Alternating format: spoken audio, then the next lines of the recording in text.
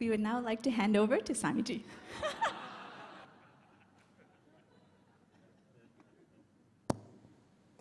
Thank you. How much time? 1 hour? 1 hour, thanks. Samasta jana kalyane niratham karunamayam namami chinmayam devam satgurum brahmavitvaram.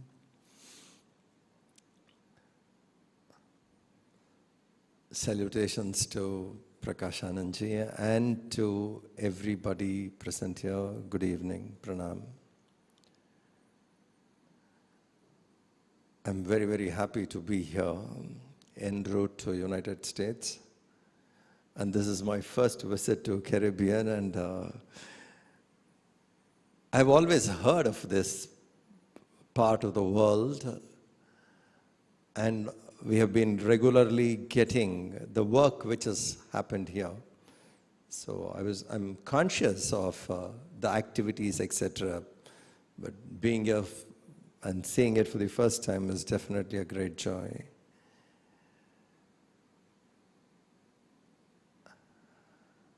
Thanks for the invitation.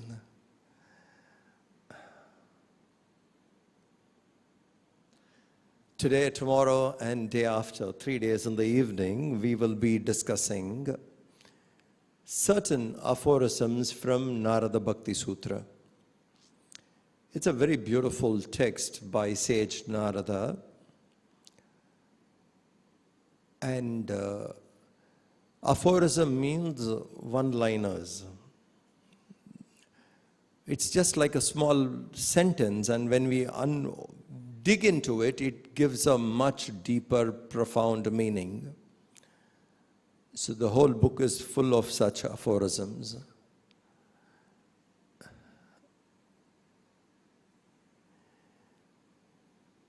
When we say Narada, what generally occurs? Like, see, for example, when we say Ramana Maharishi, what hits us is silence, stillness, inquiry. When we say Adi Shankara, poet, philosopher, logician, Gurudev, dynamic, visionary, you understand? When we take some names, these are the qualities which come to our mind. When we say Narad Rishi, what comes to the mind?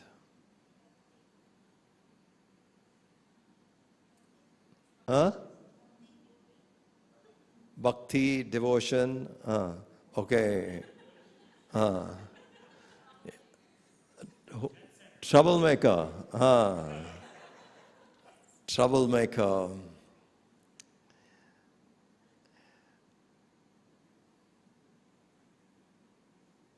Narad is an extraordinary personality. Quite rare to find somebody like him. How he's portrayed through our television serial, that is not Narad. A pathetic looking, helpless person going around creating trouble to people. More like a comic character we have made, you know. Narad is a very, very dynamic person.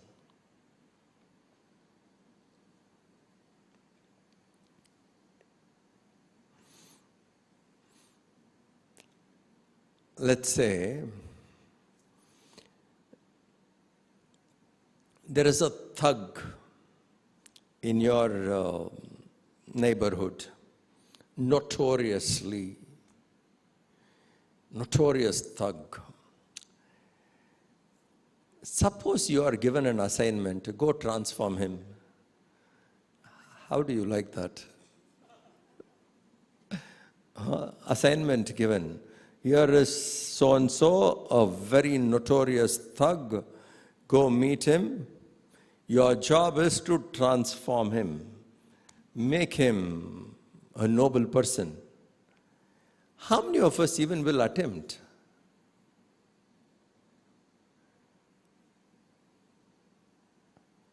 There was a dacoit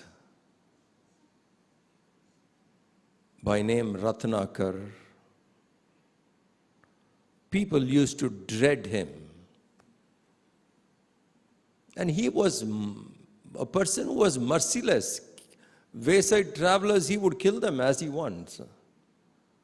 Absolutely, I mean, a dacoit who would loot, plunder, ruthless, absolutely ruthless, kill. That kind of a person, Narada takes on himself saying, I will go transform this person. They warn Narada, don't go that side. This guy is there in this kind of forest, in this woods. This Ratnakar lives there, don't even go. Narada doesn't do, he goes.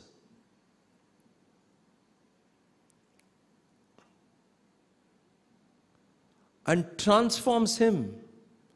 One of the biggest dacoits of his time, he transformed him. Not just transformed him to a good person.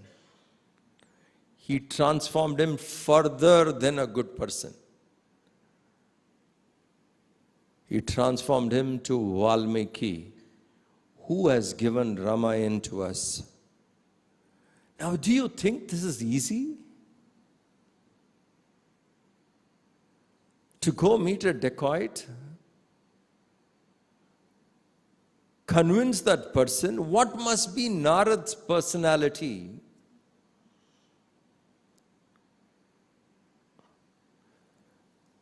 Like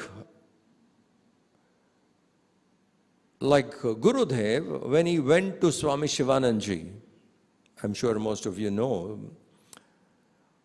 Gurudev had lots of questions. He was not even very eager to know. He was rather willing to debate more. With that kind of a mind to expose Swami Shivanandaji, he goes there and Shivanandaji convinces him. What must be Swami Shivanandaji's personality to convince a person like Gurudev, and we all know Gurudev's dynamism, a person like him gets transformed. A man who did not believe in God, who wants to write against spirituality, sadhus, has become one of them to defend the faith. You see the transformation, not just transform someone to good, but transform them for much better work. This is one of the greatest contributions of Narada. He changed a dacoit and made the dacoit a poet for all times, Adi Kavi. And because of him, we remember Ram. The way in which Valmiki recorded Ramayana, the way in which Valmiki wrote history, the presentation is what has made us remember Ram till date. You see the transformation? Going out, meeting someone who is least interested, transforming that person and changing completely.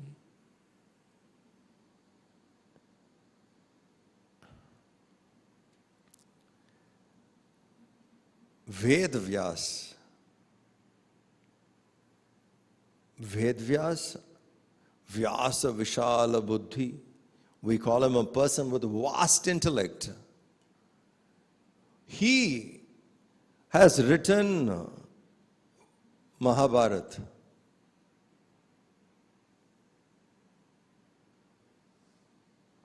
One lakh verses. Compiled Vedas. Has written books like Brahma Sutra, Adhyatma Ramayana. And that person was not finding fulfillment. After writing all that, there was something missing Vyasa could not find. He saw that there is something missing. I know it, but there is something lacking. And he was not very clear what it is. Narada said to Vyasa, you write Bhagavatam, that which is missing, you will find it fulfilled. Now to Vyasa, something missing, Narada addressed. Now that is not ordinary. Because what kind of a personality is Vyasa? Narada reached out to Vyasa, gave him that vision by which Vyasa found fulfillment. So you see, one side, Narada could inspire a person like a dacoit and transform him. Another side, he could do something like this to Ved Vyas, who's got a vast intellect. You see two extreme ends. One is a dacoit and another is a highly Shrotriya.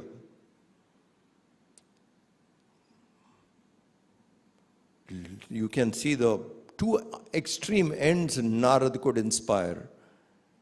Not many people can do that. Not only that, he could inspire Vyasa and he could inspire Prahlad and Dhruva. These are children. Now, you can inspire Ved Vyas and also you can inspire a child. Look at the flexibility and adaptation what Narada Rishi had. He could reach out to a child, inspire the child. At the same time, the same person can inspire a person like Vyasa. These are extraordinary qualities. It's not easy for somebody to do that. And Narada Rishi did this. Narada, his dynamism we see more when it comes to Hiranyakashipu.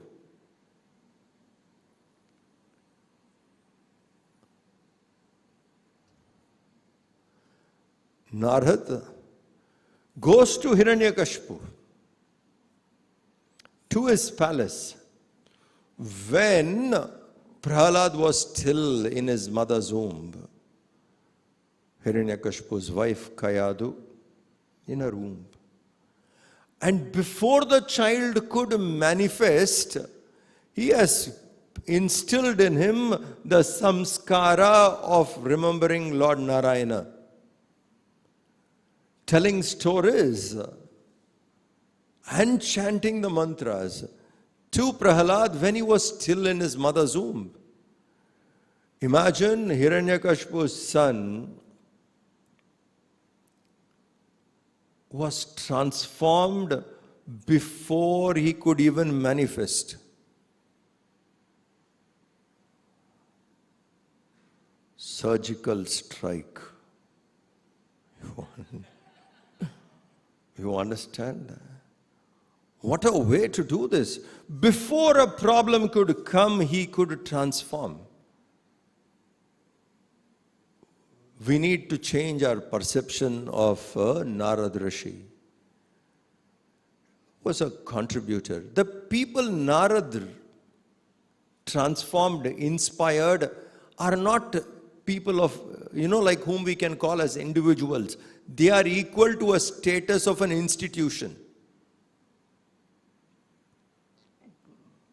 Please think. Valmiki is an institution.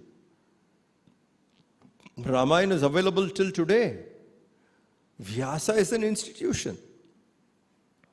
Bhakta Dhruva is an institution. We remember him even today. Child hero. The kind of people Narada inspired are people who have stood like an institution. In the recent times, if we need to compare, it is not possible to compare, but to get an idea, just to get an understanding how this is, we can understand Swami Shivanandaji.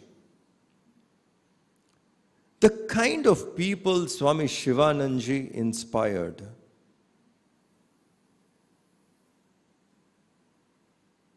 Most of them have become institutes. Think. Gurudev, Chinmaya Mission. Vishnu Devanand, Yoga. Swami Satyanand, Bihar School of Yoga. Institutes, worldwide, international. Swami Shantanand, Temple of Fine Arts. Swami Chidanand, who took care of divine life. One sadhu created institutes. When we rightly write history, like how Vivekananda made a difference to the world by his address in Parliament of Religion, similarly there would be a chapter for Swami Shivananji. When we write on Hindu Renaissance, Shivananji has played a role by creating institutions. He inspired people who have become institutes. Look at the reach of every one of them. So Narada and Shivananji, if you see, they were not inspiring individual people. They inspired people who had become an institution. That is the kind of a personality Narada was.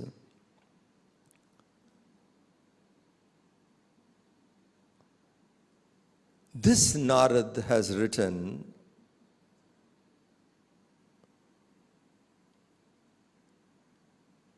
this book, Narada Bhakti Sutra, and it's a very, like there are 80 plus sutras in this, 84 sutras. Even if we read, we can't complete it like that. So we will just pick up in dots and dashes. We will pick up two aspects. One is how to cultivate devotion, first point. And then who crosses Maya. These two sections we will take. They are very nice sections in Narada Bhakti Sutra. These two sections we will take. So here, if you have the book with you or you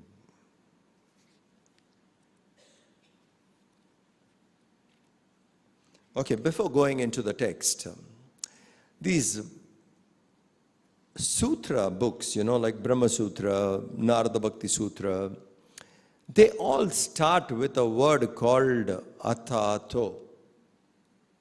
Athato means therefore. An opening sentence of a book, the first word of a book, therefore. What a style of writing, imagine. And these books have stood time. We need to understand the wit and the vision what the rishis had. How can a book start with the first word of the book, therefore? Therefore, you need to say something. Therefore is a conjunction. Therefore, I went out, it was raining, therefore I carried an umbrella. Therefore indicates something which has happened, therefore. How can the first word of a book be therefore? Athato bhaktim vyakya syamaha. Therefore let us discuss devotion. How can that be? The first word, therefore let us discuss devotion.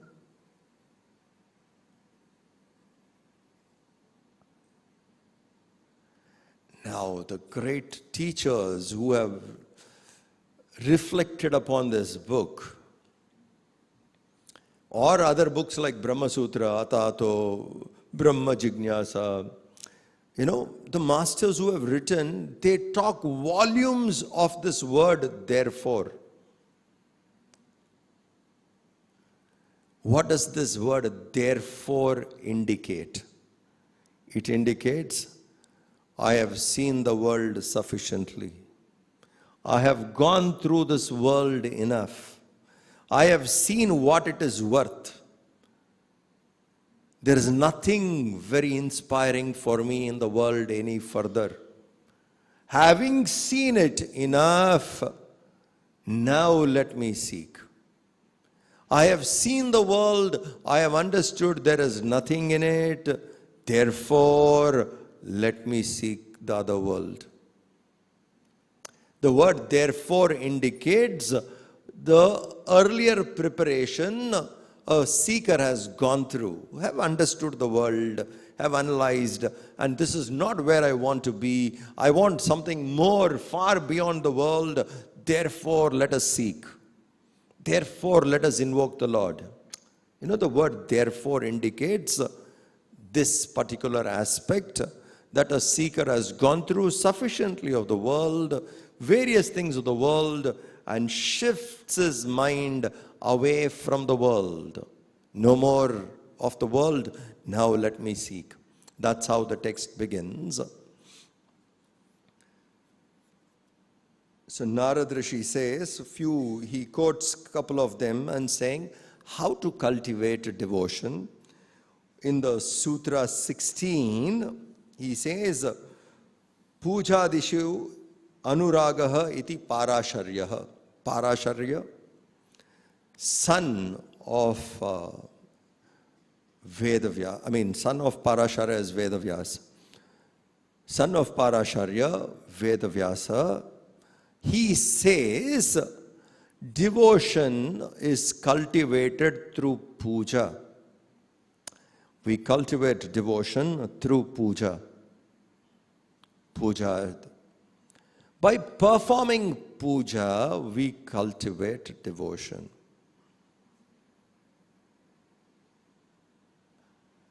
Puja, when we sit and we do puja, we offer, we give.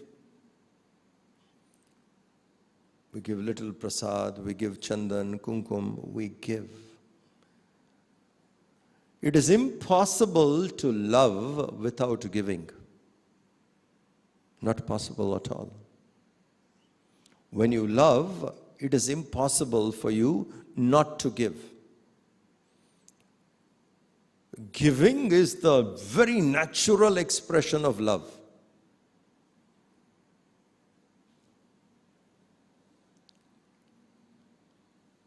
You love your teacher, you give your time.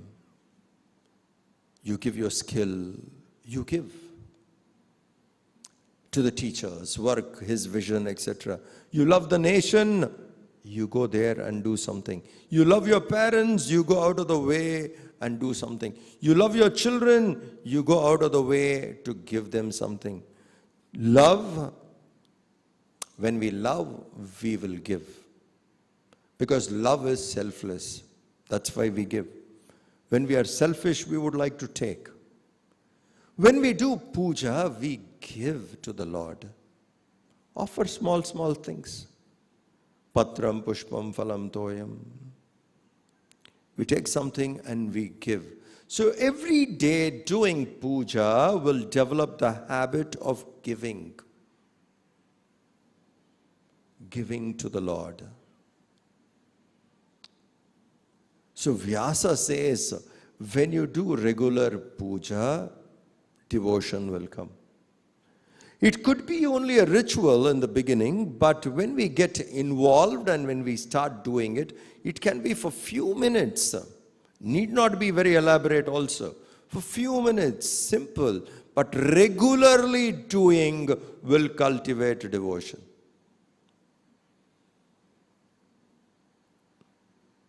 And puja need not be just the ritual. Your work is also worship. Doing the work and dedicating it to the Lord is also puja. Whatever we want to offer to the Lord, when we go on doing that, that will cultivate devotion. Because every time when we want to give something, we remember the Lord.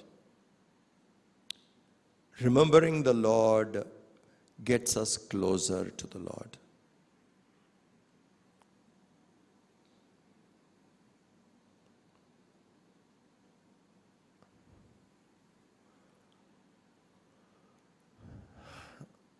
The state I come from in India, Tamil Nadu,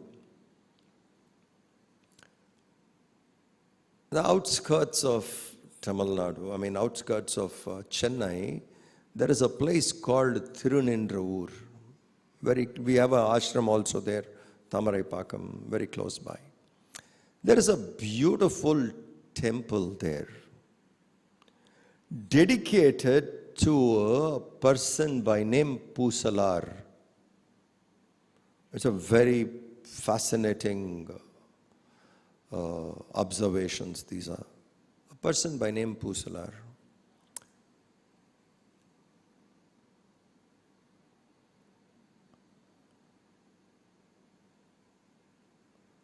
One king who was living there in Kanjipuram was building a beautiful temple for Lord Shiva.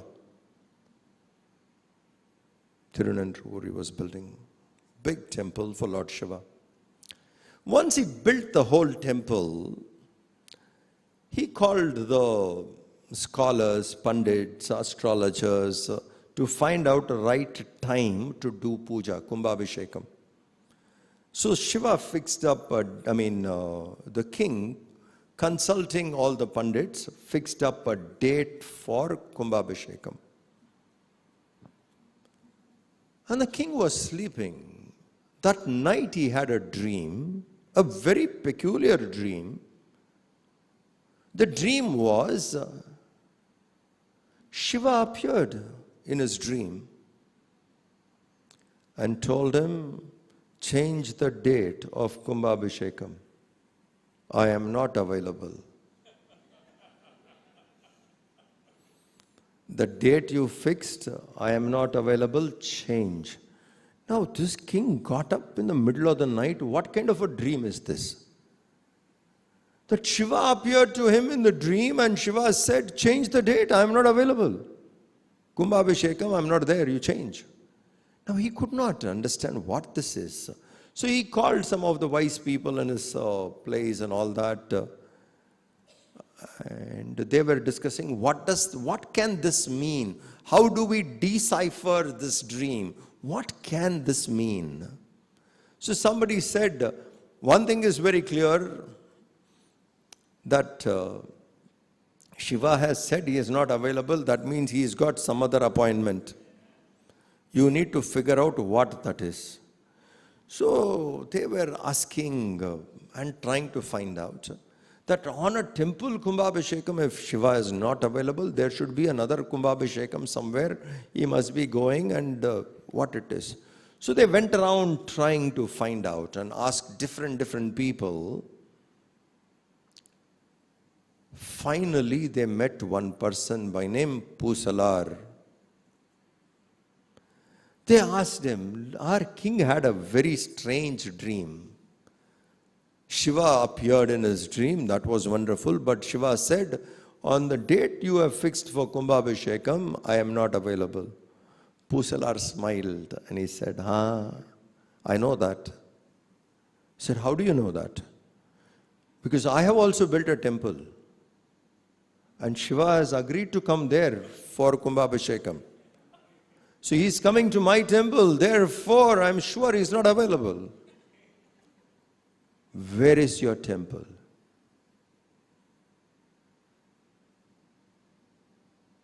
I have built a temple in my heart. It's here. What do you mean? He said, when the king started building the temple, he invoked Lord Shiva. I also invoked Lord Shiva, and I saw whatever the king did. The king came with a huge set of people, masons, carpenters, architects, all. And everybody first, they were clearing the land and marked that land. He said, I also marked the same piece of land in my mind.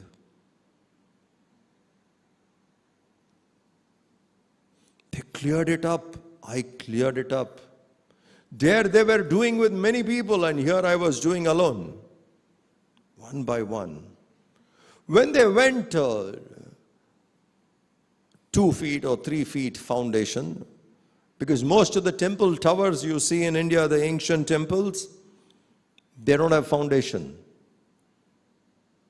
Brihadishwara temple in Tanjore doesn't have a foundation.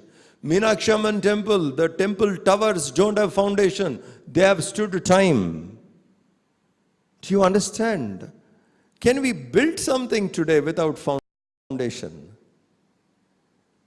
These have stood 1,000, 1,500, 2,000 years old.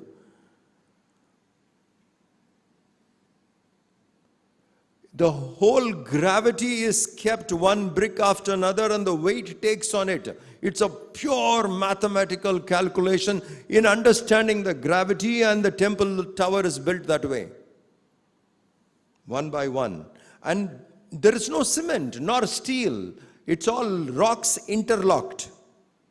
And the weight of it falls into it, systematically it comes down in a perfect balance, and therefore they have stood. So Pusalar was telling, when he was building, I was making the same thing in my mind. Step by step, brick by brick, whatever was kept was done. And finally, when the statue has to be chiseled, I was doing it in my mind. The Shivaling which was chiseled, I made it. And king fixed the date. Because I also started the work seeing the king only. Both of us started on the same day. When he fixed the date, I also fixed the date. Invoked Lord Shiva, and he told me he is coming for the Kumbhabhishekam.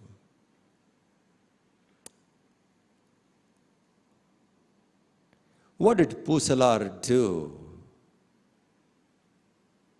What king was doing as Manasa Puja, building outside, externally, what the king was doing, Pusalar was doing internally, Manasa Puja. Puja can be performed 2 types. Externally, internally. In the mind also one can do. Doing puja develops devotion. Vyasa has said very clearly. And when we sit and do puja, the form of the Lord, the eyes is quietened there. The mind doesn't rush out through the eyes because it sees the form, sound, touch, taste, smell. It's all controlled. 5 senses are brought into one place. Otherwise, the mind goes wild, running away through the 5 senses. In a puja, it is stationed. Regularly doing this for few minutes of silence, the devotion in us would intensify. Whether we do externally with all ingredients, or we sit and do it in the mind. Both ways. Krishna and Arjuna were walking. When they went for a walk, there was one Shivaling. As they saw, some flowers were falling from the sky on the Shivalinga. So, both of them were watching and it was coming from the sky. So Arjuna asked Krishna, from where are these flowers coming? He said, this morning you did puja. These are those flowers. You have offered as puja. That has gone to the Lord. He is very pleased, and that is what you see falling on the Shivaling now.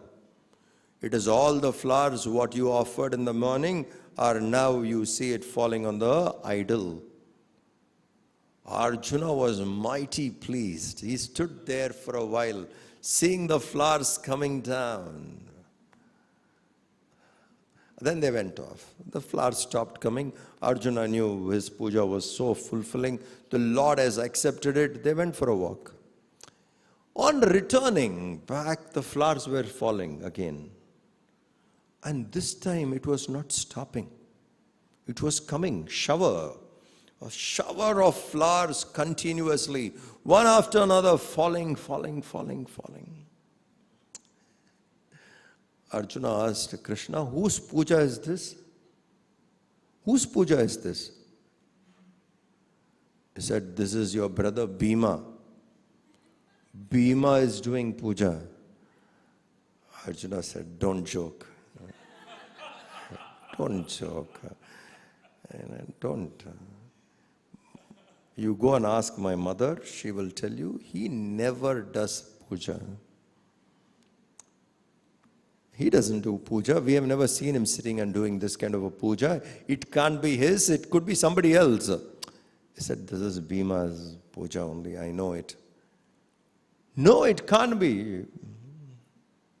Let's ask Bhima. And they met Bhima later in the afternoon, and the flowers did stop. It was coming out still. So later in the afternoon, they met Bhima and they asked him, did you do puja this morning? He said, yeah. But where? He said, I was walking in a garden full of flowers. I didn't even pluck one of them. Closed my eyes. Whenever I saw a flower, I closed my eyes and I mentally offered it. Shivarpanam. And that reached. Puja can be of two types. With ingredients, and it can be done in the mind. Two levels. If we can do that way, manasik or externally, regularly if we do, that would increase devotion. And the five senses would slowly get tamed. This is one of the ways to develop devotion.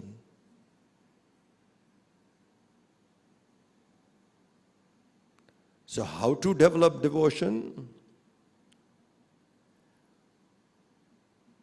Son of Parashara, Vedavyas, he says, doing puja can cultivate devotion. Then Narada says in the next sutra, Sutra 17, Kathadishu iti gargaha. Garg Rishi says, listening to the stories of the Lord will develop devotion. Listening to the stories of the Lord will bring devotion.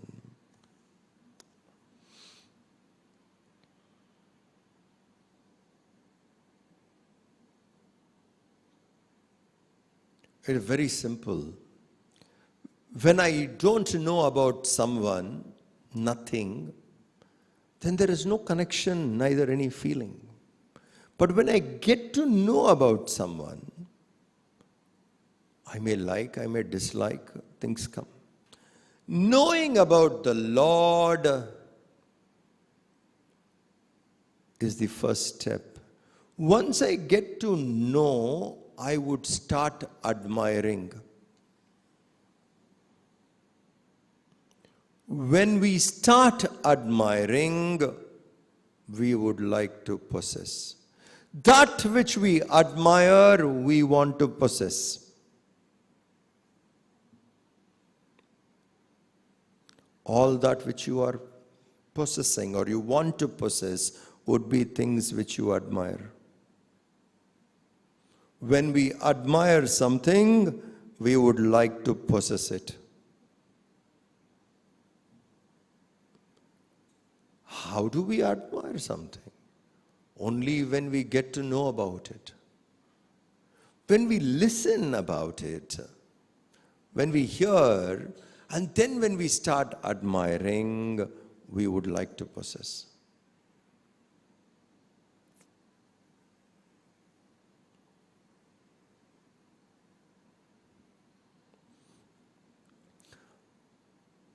Last week, I happened to read a beautiful letter Gurudev has written.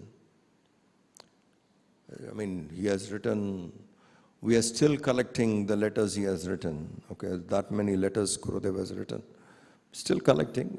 So, I don't think there is anybody who has read all his letters, whatever we have collected so far. It is voluminous. Someone forwarded a very nice letter.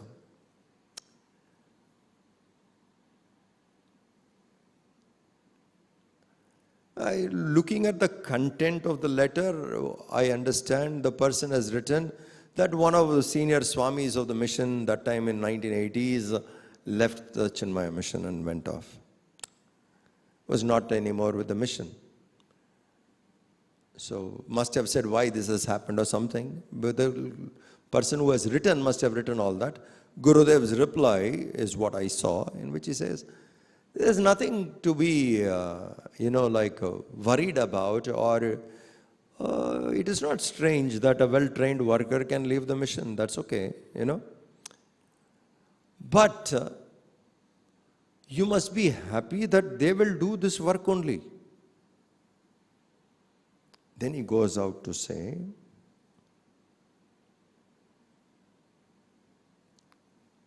it doesn't matter whether they work under the name of Chinmaya Mission or some other name. What is important is work.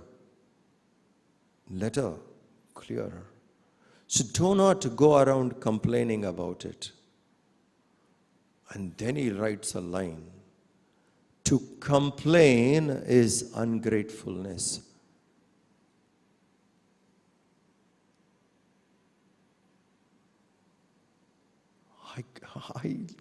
When I read that, it came on my phone. When I read it, I left the phone down. Do you understand the depth of that word, that line? To complain is ungratefulness.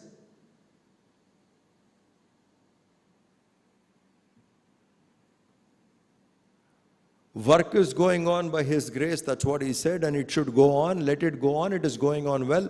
To complain is ungratefulness. How many complaints we have?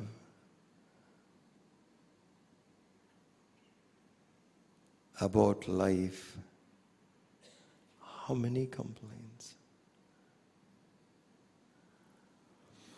This is not there, that has not happened, this should not have happened. Imagine.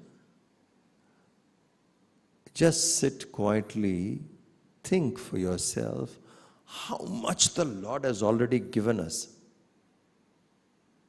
How much?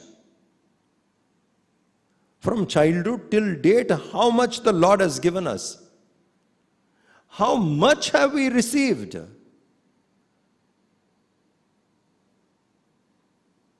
Can we complain?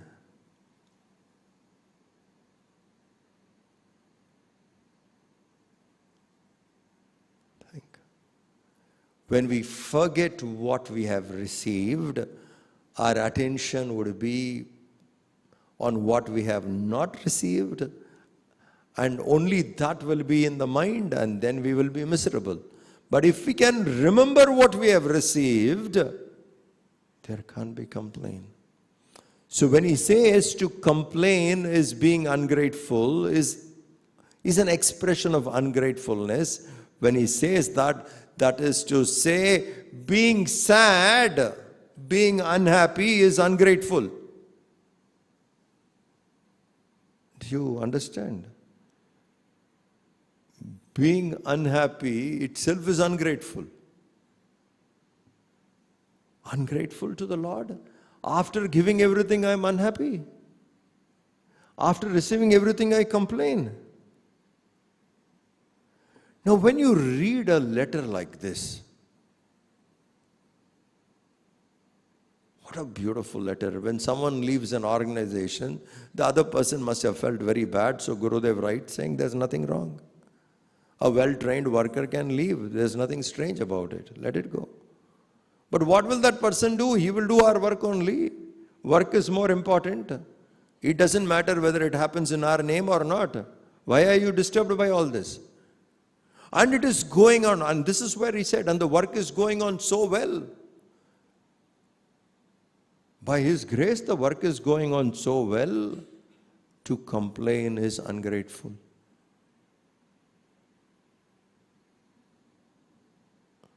When I read this, it's a powerful message hitting you straight.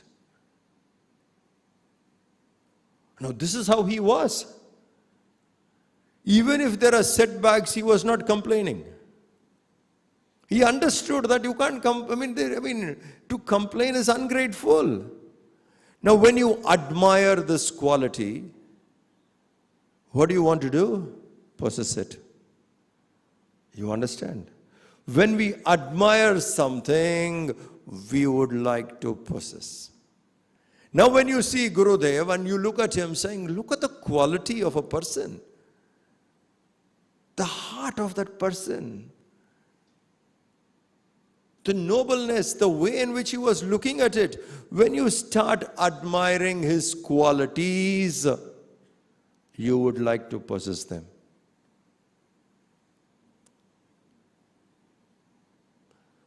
When you admire something, you would like to possess them.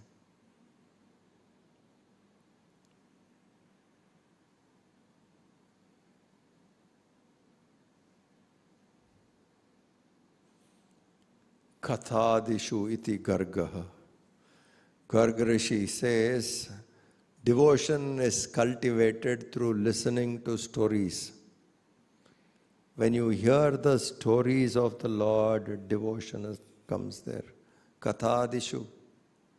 We cultivate devotion by learning about the Lord, stories about the person.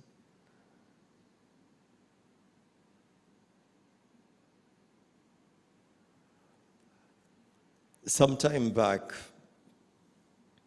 last July,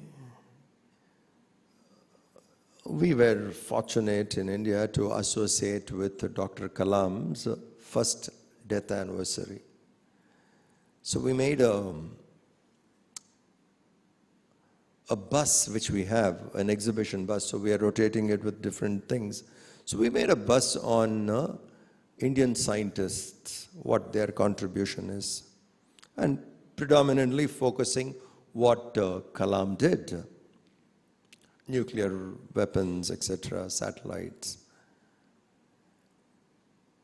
This happened, I've heard of this story many times, but I met this scientist, a junior officer who was with Dr. Kalam. This junior scientist came to Kalam one morning and said, "Sir, I need permission to go home early today. I told my children that I'll take you to the fair exhibition. I'll take you there. I need permission." So I would leave by 4. Generally they go by 6 or 7. I leave by 4. Kalam gave him permission. Okay, go. And around 3:30, Kalam remembered that this guy has to go. Someone has to fill up for him. So he goes to his room. Science is something which can be very observing. You could be lost in your own observation because you get so engrossed in it, you don't remember time. And discoveries, invention is all like that. So this man was so lost in his work. So Kalam came and saw at 3:45, he was lost in his work. Came around 4 o'clock, still in his work, did not get up. He has asked permission, and a scientist alone can understand what it is to be engrossed in something. So Kalam looked at him and said, "Let's not disturb him." Came back by 4:15, he was still in his work. He has simply forgotten that he has to take his kids. Around 5:30, he remembered, "Hey, I told today I'll take my children." So he throws everything and runs home to take his kids. It's already late. His wife says, "Kalam was here at 4:45. he took the children to the exhibition. A senior scientist goes out of the way, goes to the house of the junior scientist, picks up those two children, takes them to the exhibition, to the fair.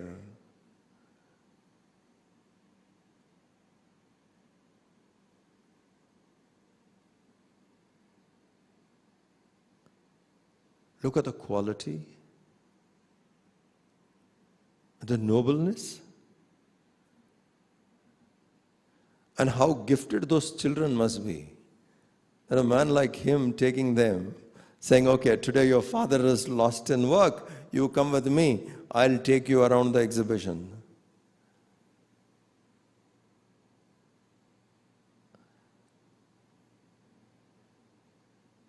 When you admire large-heartedness, when you admire nobleness, when you admire genuine love exhibited through others, that we would like to possess.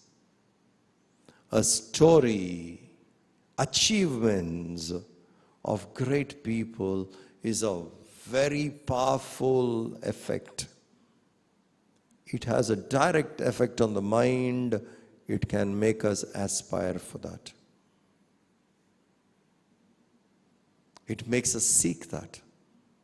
So Garga Rishi says very clearly, stories, listening to the stories of the Lord creates devotion.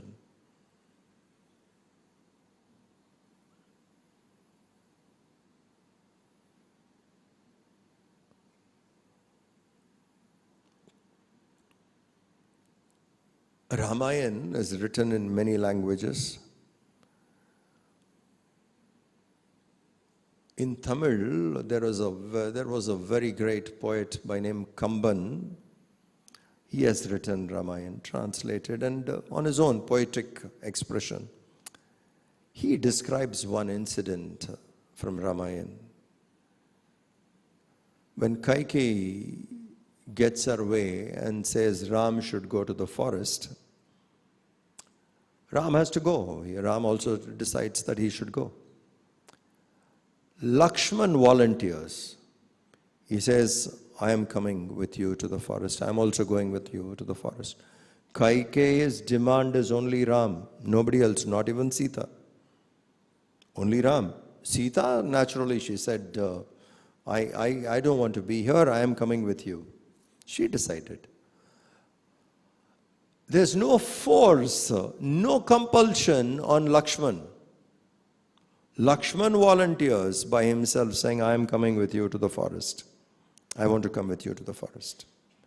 When Lakshman makes this announcement, and this news reaches Sumitra, Lakshman's mother, that Lakshman also said that he will walk to the forest with Ram. It reaches Sumitra. They were only thinking Ram was going to the forest, Sita joined, and Lakshman offered himself and he has announced that he is going with Ram. When it reached Sumitra, how do you think Sumitra would respond? How would she respond?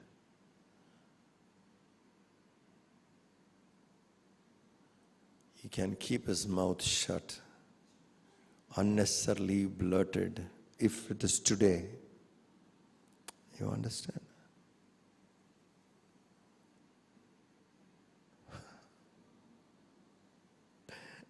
If it is my mother, let me tell you, go hide somewhere. Don't show your face till Ram crosses the forest. Don't even ever come out anywhere near. Sumitra's response, she looks at Lakshman and said, Lakshman, you have made me very proud today. You made me very proud today. Your decision was right. I am glad you took a decision. Look at the parenting. the mother.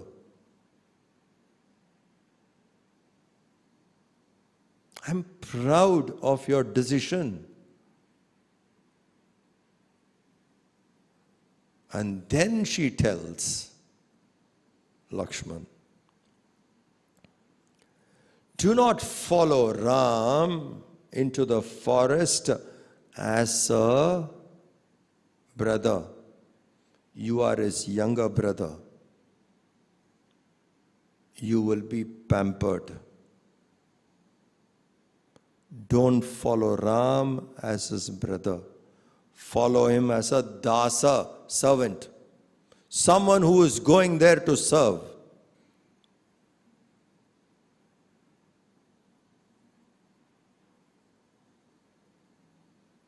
Not as a brother. If you go as a brother, you will not do your job correctly. Go there as a dasa. Go there and serve. So you are not following Ram into the forest as a brother, you are going to follow him as a dasa. First instruction. First line, I'm very proud of you. Then she says, instruction number 1, follow him like a servant, not as a brother. Then she says, if anything happens to Ram, it should be after Lakshman, not before. Untoward. Lakshman died, then Ram died. It can't be Ram died and then they killed Lakshman also. It cannot be like that. The queen, the Kshatriya woman, look at her instruction. If something happens to Ram, it should be after you. It can't be that Ram was killed and then Lakshman was also killed. No.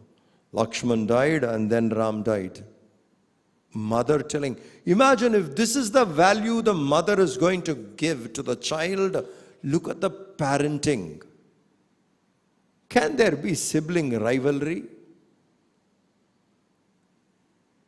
Siblings fighting with one another?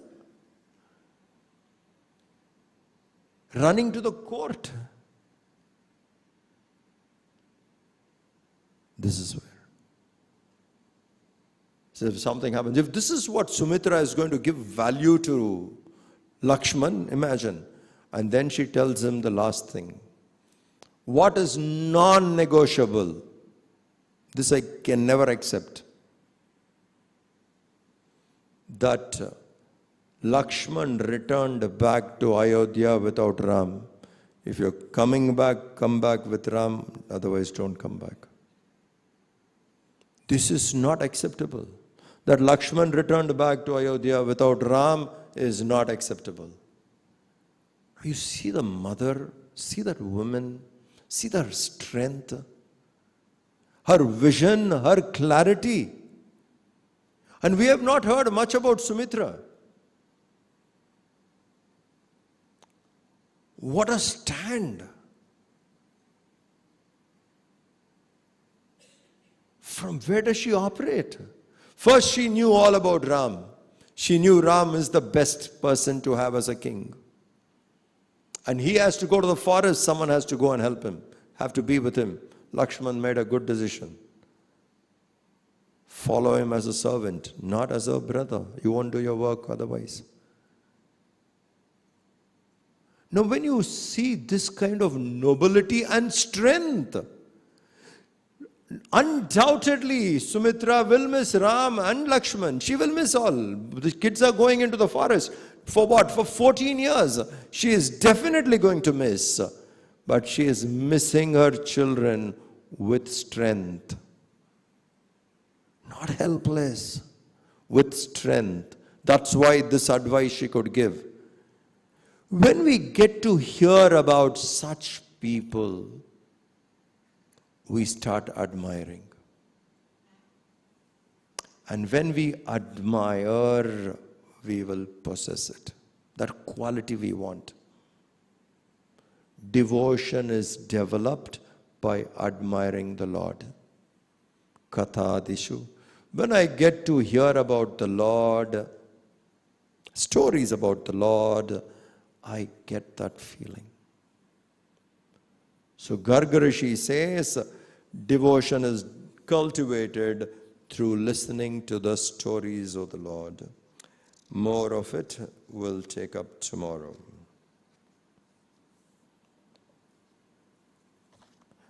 Om Shanti Shanti Shanti. Harihi Om Sri Gurubhyo Namah. Harihi Om. Any announcements? Aarti.